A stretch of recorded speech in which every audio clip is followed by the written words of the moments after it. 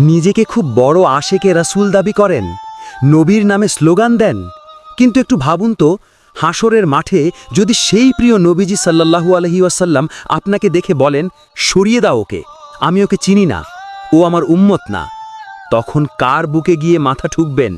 সেই অপমানের দৃশ্যটা সহ্য করার ক্ষমতা আপনার আছে তো? সেদিন সূর্যটা থাকবে মাথার ঠিক 1 হাত উপরে, জিহ্বাটা কুকুরের মতো বের হয়ে যাবে তৃষ্ণায়, চারদিকে শুধু পানি পানি চিৎকার। হঠাৎ দেখবেন দূরে হাউজে কাউসারের পাশে দাঁড়িয়ে আছেন আমাদের দয়াল নবীজি সাল্লাল্লাহু আলাইহি ওয়াসাল্লাম। তার হাতে পানির পেয়ালা, তার চেহারা পূর্ণিমার চাঁদের চেয়েও সুন্দর। আপনি পাগলের মতো দৌড় দেবেন, ভাববেন আমার নবী আমাকে পানি দেবেন, কিন্তু যেই আপনি কাছে যাবেন, হঠাৎ আসমানের ফেরেশতারা আপনার আর নবীজির মাঝখানে বিশাল লোহার দেয়াল তুলে দেবে। আপনি চিৎকার করে বলবেন, ওটা আমার নবী, আমাকে যেতে দাও।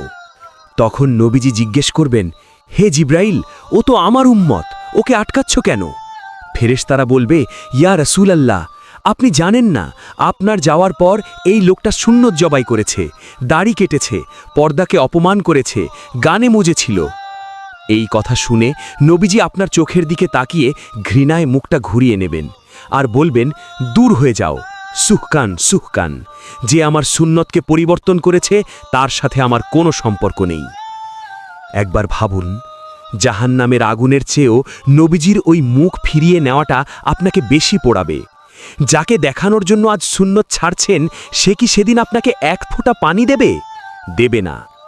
এখনো সময় আছে, নবীজির চেহারা মোবারকের দিকে তাকিয়ে হলেও পাপগুলো ছেড়ে দিন। ও প্রিয় ভাই ও বোন আমার, দুনিয়ার সবাই মুখ ফিরিয়ে নিলেও সইতে পারবেন, কিন্তু নবীজি মুখ ফিরিয়ে নিলে সইতে পারবেন না। ওই মায়াবী চেহারাটা যেন হাসরের মাঠে আমাদের দেখে মুচকি হাসেন, সেই আশায় আসুন আজ থেকেই নিজেদের শুধরে নিই। আমি চাই না হাউজে কাউসারের পাড়ে আমার কোনো ভাই বা বোনকে ফেরেশতারা ধাক্কা দিয়ে সরিয়ে দিক। নবীজির হাত থেকে 1 পেয়ালা পানি পাওয়ার লোভে আমরা একসাথে হাঁটছি। এই কাফেলায় আপনাকে স্বাগতম, হারিয়ে যাবেন না।